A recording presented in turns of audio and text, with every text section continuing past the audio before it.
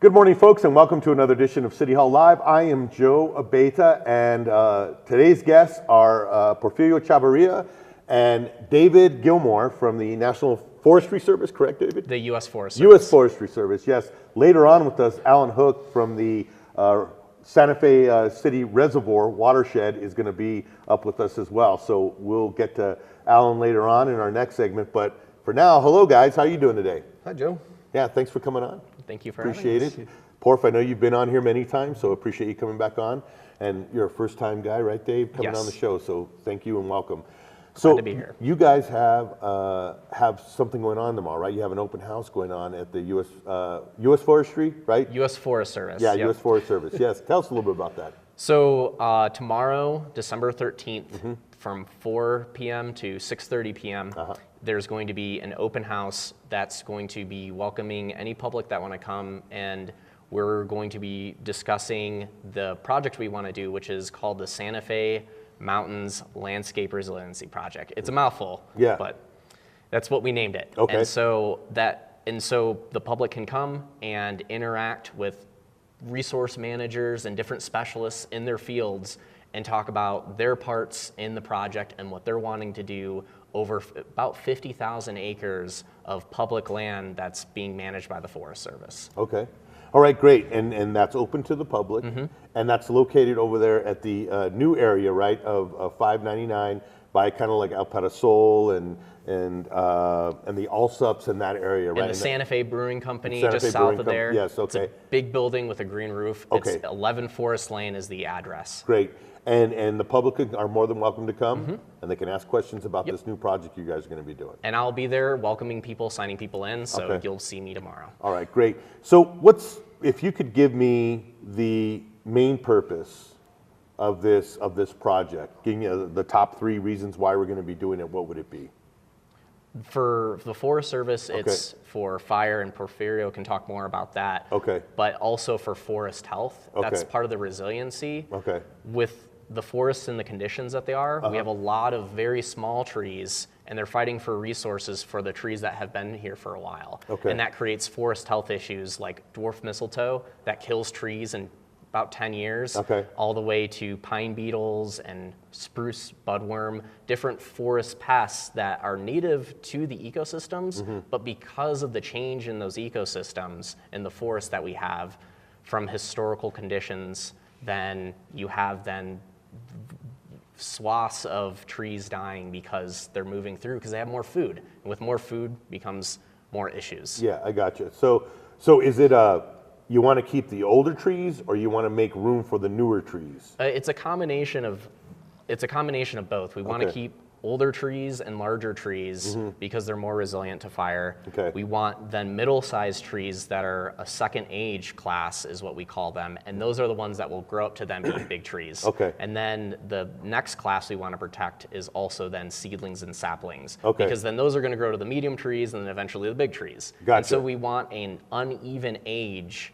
of trees so that we can have a continuous forest. So if there's too many older trees, you want to even it out so there's just as many or medium trees. We don't have a lot of older trees. We have a lot of adolescent trees, is I guess what you call them. Younger trees, smaller trees. Riff-raff trees, right?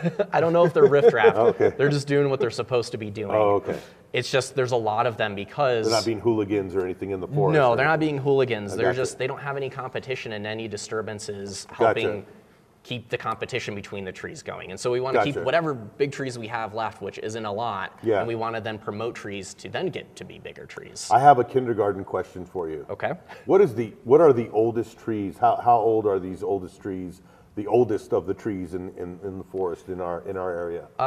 So the Silvix for ponderosa pine is about 300 to 400 years, and it could be longer. Okay.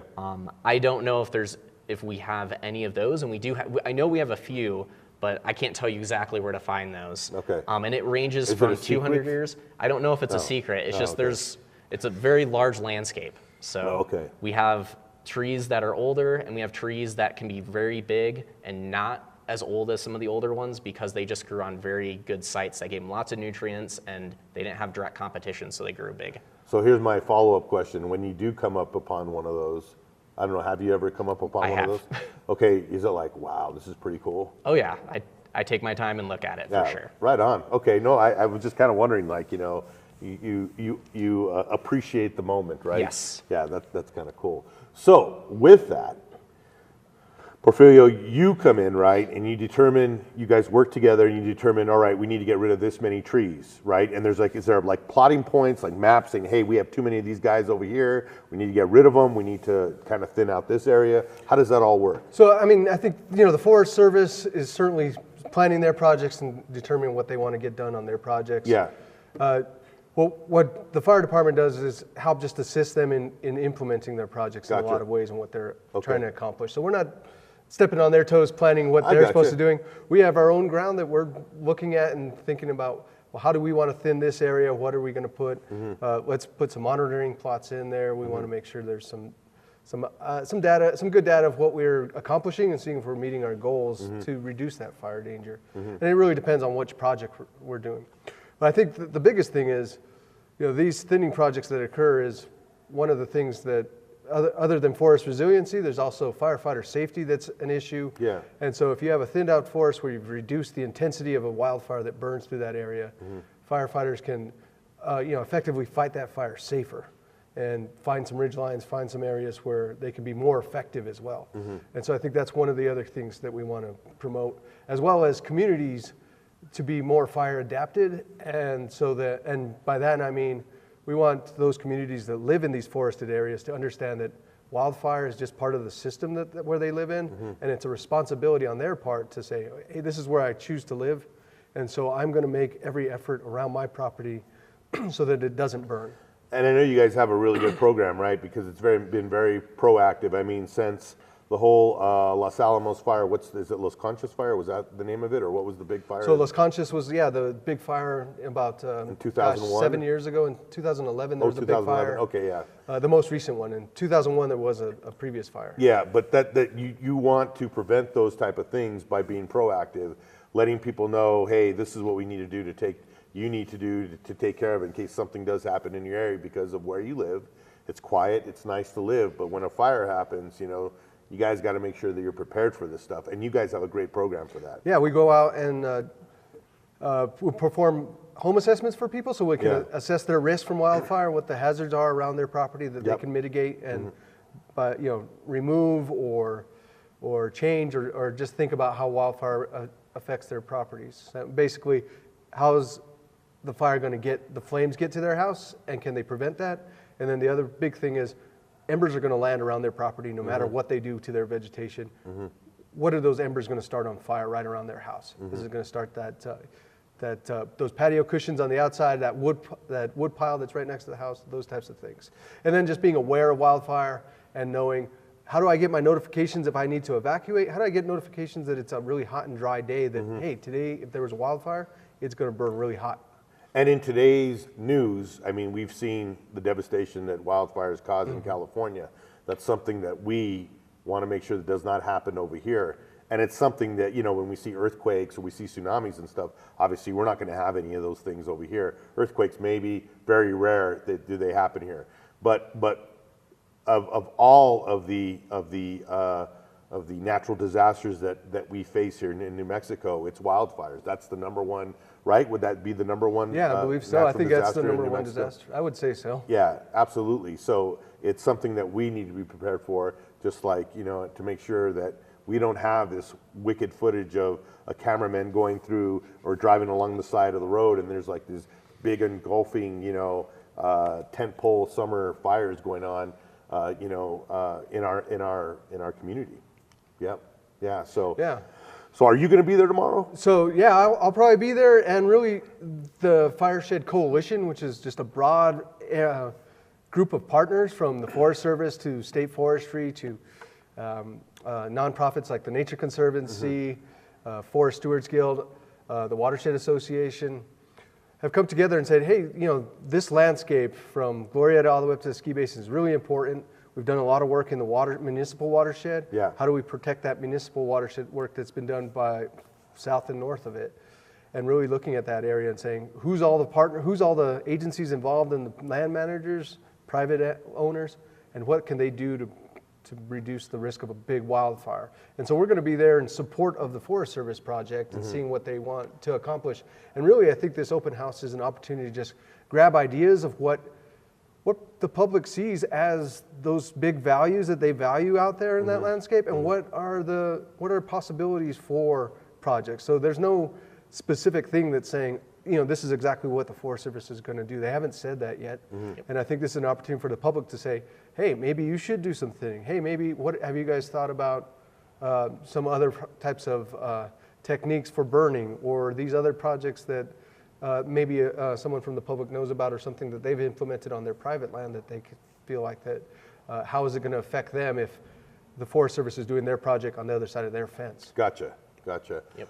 What would you say, besides thinning, what would be the other big thing you think that's a part of this project that you guys are most excited about? There's going to be, I think the big thing is restoring the landscape as a whole. And so that's going to include doing prescribed burning. Yes. It's going to include thinning. It's going to be looking at, waterways that go to the watershed. Gotcha. It's looking at all the resources. It's looking at wildlife. It's looking at different small flora that we want to promote. It's looking at everything. Okay. So it's not just looking at trees and fire. It's looking at everything that we manage on our national forests. Okay, so how many acres are we talking about, or how many miles, or what would be the right measurement? It's approximately 50,000 acres. Okay. Of national forest land that's looking to be managed. Okay, so with that, what's the plan? How long is this plan? What's your guys' year-wise, how long is this going to take? That's a good question. I'm not the one to be able to answer that. Again, that will be the resource specialists that you can then come and talk with, and they can answer that much better than I can. You won't be retired by the time it's done or something. I hope not. Okay. All right, great. Well, that's awesome. That's tomorrow from 4:30 to 6:30 at the supervisor's office of the Santa Fe National Forest. Okay, and you probably can just Google that. So just check it out. It's over there in that 599 area that serves Rancho Viejo, and it's kind of a office and industrial, some restaurants and stuff out there. So check it out. Well, guys, thank you so much for coming on. Appreciate it. Thank you, Joe. And, thank you very much. Good luck, folks. We'll be right back with Alan Hook. So please stay tuned.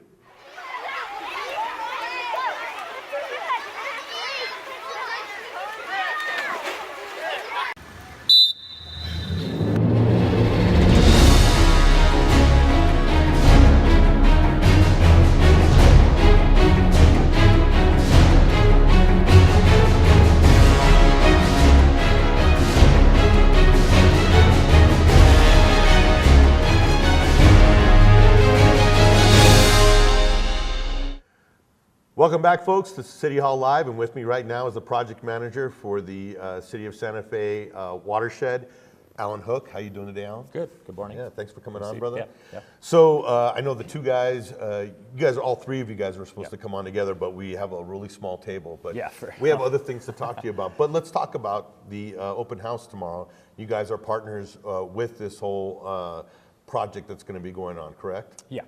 City of Santa Fe is going to be representative. Obviously, Porfirio is here. But yeah, we're a part of the Greater Santa Fe Watershed Coalition, the Water Division, and the community itself, the ratepayers have invested heavily into the municipal watershed because we get 40% of our drinking water supply out of that watershed for the City of Santa Fe and Santa Fe County. Yeah, that's right. Yeah. And also U.S. Forest. Right, U.S. Forest Department, the service. Yeah, U.S. Forest Service. Yeah, you guys also have a contract with them too. Yeah, we have a cost share agreement, and the Forest Service has done a great job in the municipal watershed. They've been doing this since mid '90s when the City of Santa Fe bought the water utility.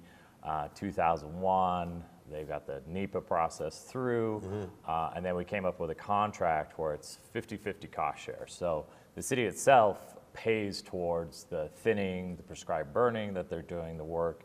And again, it's a key part of our watershed because it is a water resource. So with the improvement of forest resiliency and the health, we actually get cleaner water and it improves our water supply. Yeah, no, that's great. And you could actually, if you go up at a certain time of the year to the watershed, you can actually like tributaries feeding into the the water. It's pretty cool. I've seen it live. They're like, wow, this is really cool stuff. So, and that's just from a layman's person, you know, looking at it saying, this is pretty cool. But it is. It's you know, the state of New Mexico ranks it as a high quality cold water stream, some of the best water quality, some of the best water flow in northern New Mexico. So we're really lucky we have the supply, and we have the Santa Fe River, which comes through the city. It's the heart of the city. Yeah, and at one point, it was our only, at one point a long, long time ago, it was our only source of water, right? Yep. Yeah. And you can see that by evidence of the acequias, the acequia culture. I mean, that's how the city grew. Yeah, no, absolutely. So with that, we're in today's world where Yes. we just don't, that's not our only source. We have many other sources. Yep. The city has developed in the last 16, 17 years a really great water portfolio, as we call it, right? Yeah, integrated water resource management. With wells, with Buckman direct diversion, which was a huge one for us, correct? Yeah, huge one for us. So that came online in 2011. But the nice part is we are lucky in the Southwest that majority of our water supply does come from a renewable source, surface water. So we have the BDD, which is the San Juan Chama project off the Rio Grande. We have the city's watershed, Canyon Road water treatment plant, and then we supplement our supply with the Buckman wells, again, which are out near the Rio Grande, and then we have city wells within the city limits. Yes. And with that, I mean, like, I know that back in the early 2000s when we went through our drought, that the reservoir was always in the papers as what's the level of the reservoirs? How come this, you know, are we in a drought? Do we have to worry about this stuff? They would take pictures of the reservoirs being empty, you know, whatnot. And with that portfolio that we have, such a strong portfolio of water sources, there's not that much pressure anymore, correct? Right, and we're not as dependent. I mean, in those 2000 years, you remember we were like, we're not going to water the parks. The trees were dying off. And part of that is we didn't have the BDD. We didn't have that flexibility to go to different sources. That's right. We put in some more wells at the Buckman area. Yeah. So, you know, for example, this year we were in extreme drought. We didn't have the watershed. We didn't have the inflow. The snowpack was miserable this past winter. So we really relied on BDD and our city wells. We didn't have to turn to the Buckman wells as much. But we could, you know, manage our different sources. But again, having that watershed and the health of the watershed, that's our cheapest source. I mean, that's the key. Yeah. And so being able to rely on that, but at the same time, when we get in these drought situations, we can bounce around to different sources. Yeah, no, I got you. So let's talk about the health of it. I know you guys have done a lot of, there's been a lot of improvements to infrastructure and stuff over there in the last 10 years, right? That's made it, that'll make it better for us in the future, correct? Yes, because McClure was built in the late 1920s, Nichols was built in the 1940s, so we improved the intake structures, how we get the water so it's more efficient. At the same time, you know, having that thinning project really protects those two water sources. Again, it's nice not to have the municipal watershed in the paper all the time and looking at the level. It was for a while, right? It was for a while. Be a level like only 20%, or I don't know if we even got that low. But the interesting thing this year was we couldn't turn to the watershed because there was sort of issues of water flow coming into the reservoirs. The supply was, you have a lot of sediment in there. Some of the water quality issues. So again, we had to go to the city wells. Because there wasn't a lot of snow. Because there was a lot of snow. And again, that's key for, with the Forest Service work, is improving the health of that watershed. Yes. So we can rely on that. But we made it through, and thankfully we have BDD, we have our other sources. We're looking forward to potentially an El Nino year. That's what the Weather Service meteorologists are telling us. We can refill those reservoirs and again, turn to Canyon Road for more treatment in the coming year. So really, I mean, so so an example would be, we get heavy snow and the infrastructure and the flowing and all that stuff, it makes it easier, right? Yeah. But if we get less snow, it's good that the U.S. Forest goes in there and poor folks come in there for thinning, and they create a more efficient, right, flow for melting and stuff, right, correct? Well, it's a combination. It's not just efficient flow, but it's also storage. So the landscape itself is part of our infrastructure, really. Yeah. Because with a healthy forest, you actually get more groundwater storage. So all that snow melting off just doesn't directly go into the reservoir. It goes into the landscape. So during if you have a good snow year, and then let's say the following year is a drought year, and we've stored a fair amount of water in those reservoirs, the landscape will actually make it through those drier years, and that water that was stored in the landscape actually we benefit because it will slowly drain out, especially in the spring. And that's really the peak time of year, and June is when we're capturing that snowpack runoff. A lot of people think with monsoons, oh, we got a lot of rain. This year we had flooding flows through the city. Typically, with the monsoons, typically the monsoons are lower in elevation. So over the city, it might rain a lot, or they're very specific in location. So it may rain a lot down here, but we don't get much up in the watershed. So we can't always rely on monsoon precip.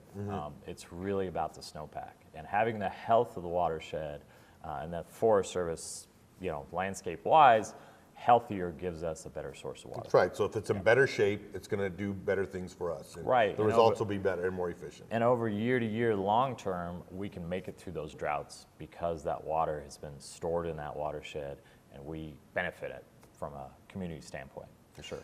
This is pretty cool because these are things that I think that we get caught up in our day-to-day. Yes, right? absolutely. Everybody does. We have you guys to thank for that, to think about things like this and to make things better for us, so that when something does catastrophic may happen or something, it may not happen because you guys have gone and done this work behind the scenes, right? Yeah. It's like, if you're making a movie, you don't really see the producer and all the work they do is bringing the money in and all that stuff. You only see you go and you buy a ticket and you watch the movie, but you don't know all the work that's gone into it. Same thing with the watershed, with all these projects that are happening, you guys are making it so we have good quality water. Yeah. We have good storage. We have a good portfolio, a strong portfolio. Yeah, and I would say that's been a partnership that's happening for a long time, especially with the Forest Service. But even prior to the investment through the Water Division was Senator Pete Domenici at the time. He had got congressional funding to really move this forward.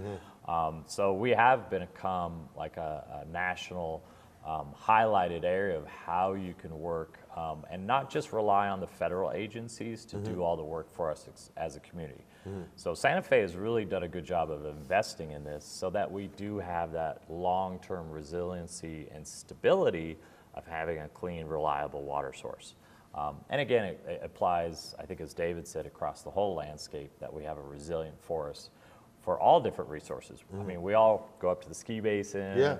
We do mountain biking, hiking, hunting in this area. So we're all active in the Santa Fe Mountains. But again, for us as a water utility, we benefit from that water source. No, absolutely. Well, you'll be there tomorrow? I will be there tomorrow. Great. Definitely in support. And if anybody has questions about water or what's coming in the next year, I can hopefully give some information as much as I know. Awesome.